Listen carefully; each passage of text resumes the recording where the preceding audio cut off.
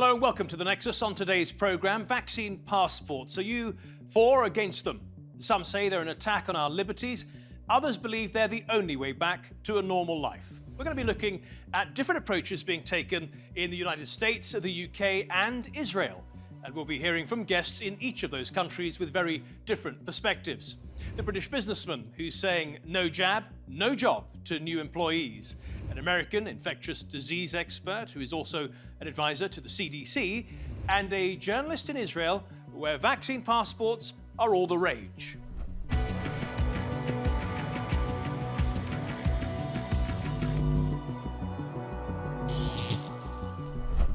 Well, in a way, vaccine passports or certificates have been with us for decades and are used all over the world.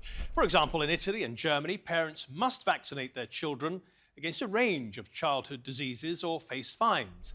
In Australia, the government says no jab, no pay to parents who want state benefits. And America has for years required would-be immigrants to prove they've had 14 vaccines. The list goes on and on. But perhaps that's a bit different to being asked to produce a vaccine passport in your own country every time you want to go to the shops or to the gym. To some, it smells authoritarian, like the bad old days of East Germany, where you might suddenly be required to produce your papers. Others have no such fears and point to what's going on in Israel, where people who have had both jabs are given a so-called vaccine green pass, which allows them access to gyms, to eat inside restaurants and attend events like concerts. The scheme's been running about a month now, and with almost 60% of the total population fully vaccinated, life is quickly returning to normal. It's very good that we can have a great solution to go out with the green passport, so we can feel free to go out and to make some culture that this is very important for us. Well, Israel's example is said to have inspired Britain's Prime Minister Boris Johnson, who's keen to roll out something similar here in the UK. Obviously, we're looking at it. We want to be going ahead in the next few weeks with some test events, some pilot events. Yep, the British government plans to trial COVID status certificates for various sports and entertainment events, including the FA Cup final in mid-May at Wembley Stadium. But Boris Johnson's facing pushback from dozens of MPs from his own party and others who believe vaccine passports are un-British. I don't know how you would manage this. I think there are all sorts of practical considerations to be taken on. And instinctively, here is the problem. The wrong lessons may well be being learnt out of this process, which is that governments can and should control more of what we do. Well, meanwhile, in the United States, Joe Biden is also facing pressure from both sides of the debate. A number of politicians, businesses, and some in the mainstream media are pushing hard for vaccine passports. I love this idea. I love it too. I love Not this everything idea. is a slippery slope. Sometimes you're taking one step forward and that's all. We get tracked digitally all the time now for all sorts of things. I have no problem. Meanwhile, others say they're an unacceptable breach of civil liberties. The idea that you should have to show that to be able to participate in normal activity, like going to a football game or a movie theater, any of that, certainly for government to force you, that's something that's not acceptable. Well, so far, the Biden administration has rejected mandating vaccine passports, at least at the federal level. The government is not now, nor will we be supporting a system that requires Americans to carry a credential. There will be no federal vaccinations database and no federal mandate requiring everyone to obtain a single vaccination credential. OK, time for our guest now. And up there in the top left, we have Charlie Mullins, is the owner of one of the UK's biggest independent plumbing businesses. And because his workers are going into people's homes, he's all for vaccine passports. Josie Appleton is a journalist and civil liberties campaigner and worries that vaccine passports are just the thin end of the wedge and will lead to the erosion of our freedoms. Dr. William Schaffner is an infectious disease expert at Vanderbilt University in Nashville and an advisor for the CDC. And finally, we have Ed Rayner, who is a software developer who's designing a vaccine passport app, which he says is very secure and there'll be nothing to worry about. Welcome, everybody. Charlie, I'd love to start with you. You're famous now, aren't you, on British media for saying no jab, no job for your future employees. What do you mean by that? Well, exactly what it says. We won't be employing anybody unless they've had the jab and got proof that they've had it. We're not going to endanger our staff. We're not going to endanger our customers. And it's going down really well, to be perfectly honest. And as you're probably aware now, 40 million people in the UK have had the jab. So it's definitely the way forward. And what's been the response from your employees? Have you had any of them say, I really don't want to take the vaccine? No. They may have their views, and that's their choice. But any new people that come on in the next 3 months when the vaccine is rolled out, no jab, no proof of it, no job with us. They need to go and work somewhere else. Existing staff, we're going to add it to their contract. They have a choice whether they sign it or not, but 99.9 are over the moon, and they would actually crawl across the snow naked at the moment to get the jab. I hope we never have to see that, please, Charlie. What I do know, and you'll know this as well, is that Johnson & Johnson has been suspended in the United States and in a number of countries, AstraZeneca also in a number of countries. People have a right, don't they, to be worried about taking the vaccine, and then on top of that, they've got to worry about bosses like you saying they can no longer have jobs. Oh, let me just stop you there. Look, that's for the scientists to sort out if the vaccine's not working or not effective. And you know yourself, a lot of this is paper talk at the moment. But I'll go back to what I'm going to say is that 99% of the people want to have it. And you say about a boss like me, they should be fortunate to have a boss like me. I'm looking after their welfare. I'm making sure that they've got a job, that they go home and they're not taking the virus home. I mean, I'm not the bad guy. You know, the people that are bad guy here are the people that don't want to have the vax for no reason. There's one reason you shouldn't have the vax, and that should be on medical terms only. All these human rights and I'm not being told what to do. No one's telling you what to do, but, don't expect to get on with life like everybody else and put everyone else at danger. Well, let's put that point to... That's their choice. You mentioned human rights. Let's bring in Josie Appleton now. He's quite keen on them. Josie, what's the objection you have to people like Charlie Mullins and others who require their employees to have vaccine passports when they come about? I mean, I think that would be a matter for employment tribunals to see whether it's legal to sack someone because of that. What I'm really against is the idea that we have this vaccine passport rolled out across the country and that people require to have the vaccine in order to get into a pub or a bar or public places. And really you create a two-tier society, second-class citizens, who people, for whatever reason, refuse to have the vaccine. It should be your right to decide not to have it. I think any medical treatment, it's your decision whether you take it or not, and you shouldn't be forced to take it. It's completely against every element of medical ethics. But nobody's forcing anybody. Nobody's forcing anybody. They have an option to have it. No one's forcing anybody. Of course. But if you're saying either you have this or you don't have a job, or either you have this or you can't go in a pub, then obviously there's an element of coercion going on there. So I think that you shouldn't be discriminated against according to the medical procedures you have. And I think that a society in which we have to show a card to show we're medically clean is a very worrying one. Do we need cards, STD passports, HIV passports, flu passports? I mean, excuse me, can I just say something to you, lady? Look, you're saying about they're worrying about it. They're worrying at the moment to come to work. They're worrying about getting on public transport. They're worried about going in pubs or clubs. Surely if I offered you a plumber and one that hasn't had the vaccine and one that has, which one would you have? It wouldn't affect my choice. Really? The vaccine primarily protects the person who's had the vaccine. And that's the basis on which, the point is no one really knows. The WHO doesn't recommend vaccine passports. And the evidence for limiting transmission is pretty early stages. People don't really know. The vaccine protects you. So if you're worried about about you being vulnerable, then you should get the vaccine. But that does not mean you should force other people to do so. Could I just bring in William Schaffner at this point, because Josie is now straying into the medical territory. Charlie, just give us a second here. Dr. Schaffner, you've been listening to some of the comments from Josie Appleton and Charlie. What do you make of them? In particular, that vaccines really only protect the person who's had them. Oh, well, the vaccines clearly protect the person who's gotten the jab, but the vaccines also protect people around you because it makes it much less likely that you will transmit this virus. So you're protecting yourself, your family, your co-workers, and indeed your entire community. The whole goal here in the United States is to raise the level of protection through vaccination to the point that the virus can't spread in the community. And there is this kind of discussion that's going on in the United States at present. There's a lot of thought that as universities open up again this fall, many of them will be requiring all their students to be vaccinated. Josie. And there are other institutions that are thinking, as Charlie is doing, as employers, that they would like all of their employees to be vaccinated.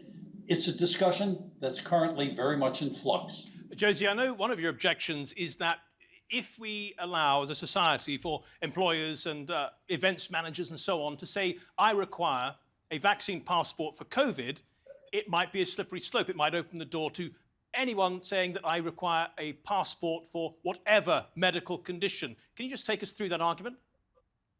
Yeah, I mean, I think that there's no reason in principle why COVID would be different from any other infectious disease. And so once you do have this medical passport, this idea that you need clearance, you need to prove your medical status before you can access public services, before you can be an equal citizen, then that could be the same the next time we have a pandemic or with any other disease that seems to be creating problems in the community. Could you give me an example which would be particularly egregious? Well, I mean, I think we've all recognised that HIV sufferers, for example, experienced severe discrimination. They lost jobs.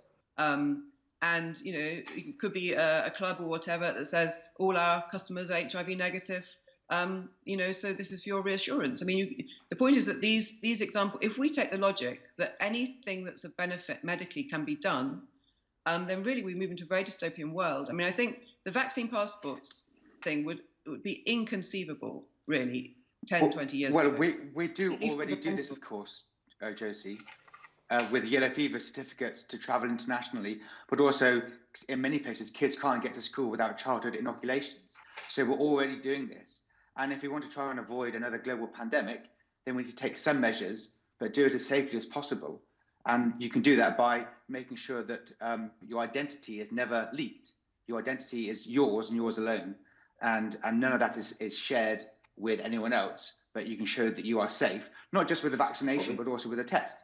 So for the pub, if you can't get into the pub because you haven't got a vaccine, you can get a test for the price of a pint of beer.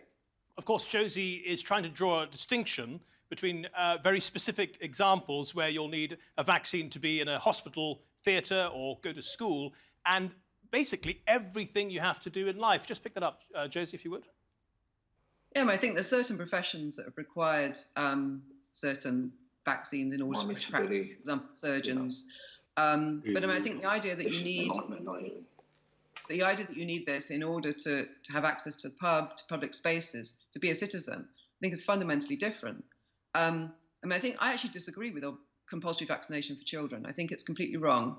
And actually in France, where they do it, that there people are most suspicious of vaccines in the whole of Europe. I think compulsory vaccination doesn't actually create a climate where people are favourable towards vaccination. Only 40% of the French population want to get a COVID vaccine. I think that's partly related to the fact that they require them to have vaccines for schools. So I think compulsory vaccination is never the answer in terms of encouraging people to take this on. And once you create a climate where people have to prove their medical status, we're moving down a very, very dangerous road indeed. Not everything should be acceptable just because it may have a potentially health benefit. And the jury is very much out on this medically. The doctor there may say that it helps. Other doctors may say it doesn't. Studies are very limited and very early stage. We really don't understand what vaccines are and how they work. I mean, Josie, let me just take that over to Dr. Shafter for a second. That's why he's here after all. There will be people who say, look, they've suspended use of the Johnson & Johnson in the United States, AstraZeneca in different countries around the world. I don't feel confident about taking it. I shouldn't be forced to do so by my employer or by my government. Do you have any sympathy for that view? And in addition to that, Josie was saying earlier that they've all been developed in such a great haste that it's only natural that people will be concerned about how they may turn out in the long term.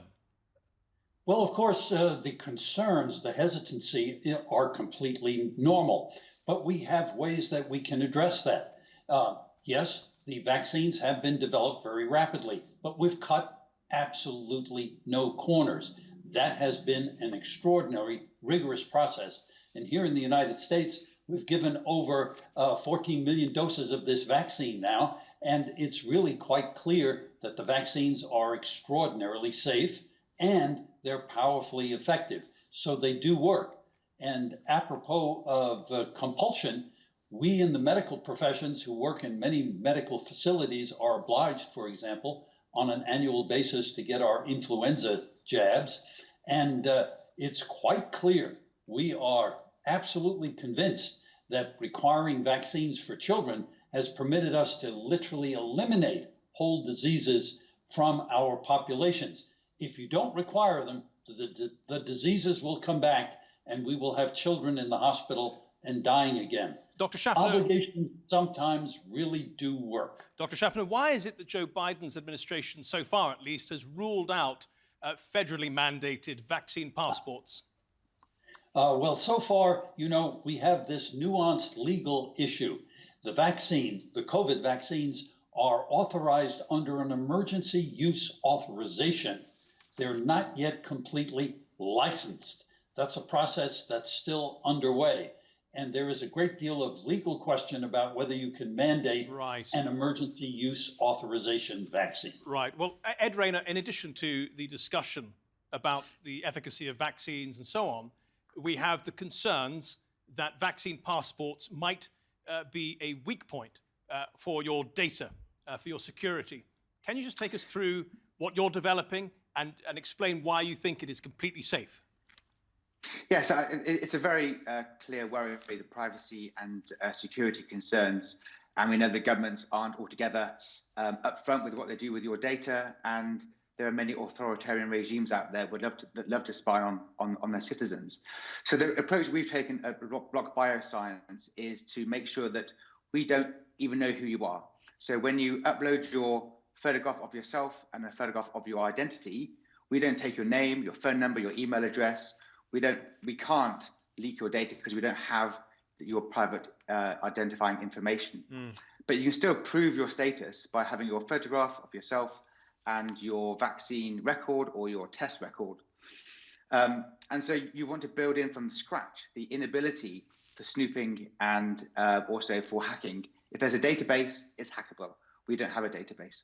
Isn't it only as safe as the person who made the promise to keep it safe is reliable? I just point you to Singapore, where the government said it would keep the test and trace data confidential, but then shared it with law enforcement. Yeah, and that's unfortunate because something like that happens and trust is broken. That's why we can't share your data, because we don't have your data. It's on your phone and nowhere else. So we aren't able to leak it or share it or give it to the government or give it to marketers to sell. We don't have your data. You have it on your phone, and that's called self-sovereignty.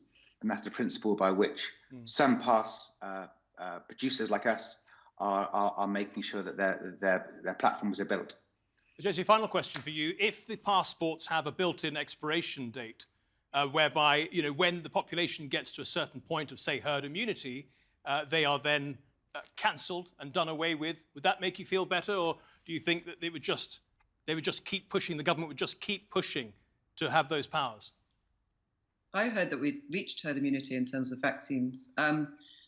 I mean, no, absolutely. I think this is absolutely wrong in principle. You should never be forced to get a vaccine in order to access public services and public places.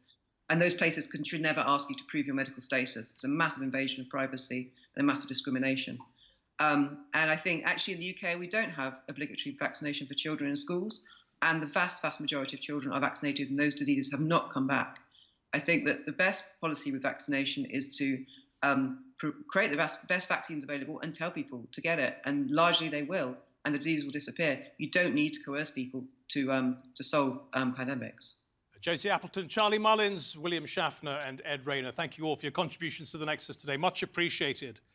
OK, let's take a look now at what's going on in Israel, where they're storming ahead with their vaccine program and vaccine passports. Something like 57% of the entire population are fully vaccinated, meaning they've had 2 doses of the Pfizer vaccine, and they're way ahead of all other countries. And they get to use these so-called green passes on their phones, which they can use to access hotels, restaurants, and gyms. OK, let's bring in our man in Tel Aviv now. Neri Zilber is an Israeli journalist. Like most of his fellow Israelis, he's had the Pfizer jab, both of them, and now uses his green pass on a daily basis. Neri, thanks for joining us on the Nexus. Let me get started with this green pass. So how do you use it on a daily basis? Well, you can use it in the app form that was delivered by the health ministry, and you basically just insert your information and you have it on your phone.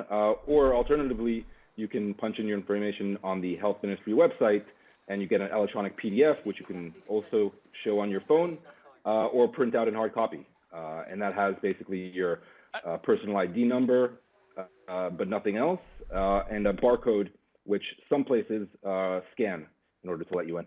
And how did you feel the day you got it? I don't know how long you'd had to stay at home or be in lockdown, but I mean, what was the difference? Was it night and day having it?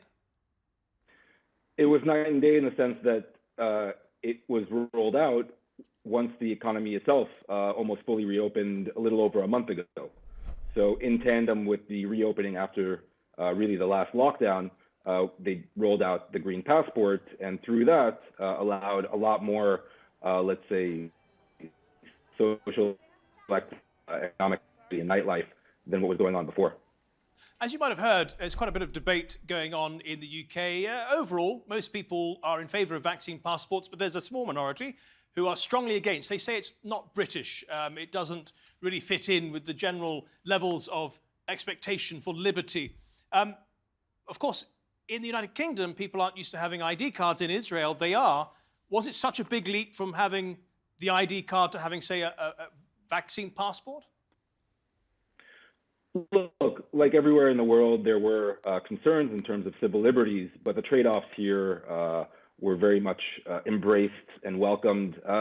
And really, the green passport is just a symptom of a much larger condition, which is that people are overwhelmingly choosing to get vaccinated. So you have to remember that in Israel, at least, almost 60% of those over the age of 16 have themselves been vaccinated.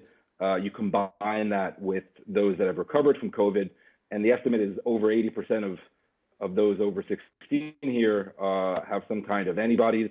So really, Israel, through the vaccine, has achieved a kind of herd immunity.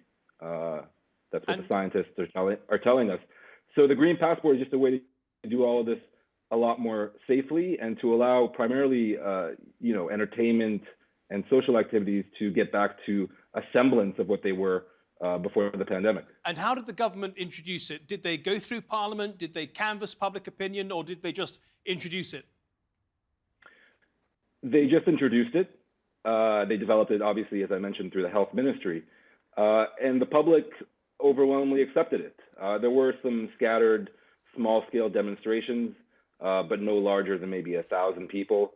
And people just on a daily basis are using it. There are those who are not. Yeah. And we have to remember, too, that it's not for everything, right? It's not to get on public transport. It's not to go to the supermarket or the pharmacy or to go to work or to go to school. It's to, re-enter the gym that you had before the pandemic. It's to get into a nightclub. It's to sit inside a restaurant. And by the way, not outside a restaurant, which green passports are not required for. Right. So there's a balancing act here. Now, Israel is well ahead of every other country in the race to fully vaccinate their population. And it's not just because they're so brilliant, but it's a deal that they struck with Pfizer, right? That's right. So Israel was able to get its hands on a momentous supply early on of Pfizer vaccines. And the trade-off really, and they made it public fairly early on, was that Pfizer was going to give Israel the supply. And in return, through Israel's digitized universal healthcare system here, would feed Pfizer back real-time data as to the effectiveness of the vaccines, the real-world implications of rolling out a vaccine in a relatively small country. So there was a trade-off. And again, Israelis, there was a debate in terms of personal privacy and civil liberties, but people still went to get the vaccine. They still signed up for the green passport, pretty much almost everything to put this pandemic behind us. Neri, it's a very interesting deal that Israel managed to strike with Pfizer. To some, it might seem like a bit of an unfair deal even, putting them ahead by so far. Who struck the deal, and how is it they have managed to secure preferential treatment in a way? Well, it's been made public. The person negotiating on Israel's behalf was Prime Minister Benjamin Netanyahu. almost directly vis-a-vis Pfizer and the top echelons of the company itself. Again, whether it's fair or not is open to debate. Pfizer is a private company and willingly struck that deal. And we also have to remember that these aren't massive quantities of vaccines that we're talking about. Israeli population is about 9 million people. It's the size of Wales, essentially geographically. So it's not like Pfizer was pumping tens of millions of vaccines into Israel. And really, I think from the company's perspective, they wanted a small test case in real time of an actual country to prove the effectiveness of the vaccine for the rest of the world. Neri Zilberth, thank you so much for the update from Tel Aviv. Much appreciated. And thank you at home and on your phones for watching. Remember, you can see this episode and all our previous episodes on our channel on YouTube. Just type in Nexus TRT World. Till next week then, goodbye.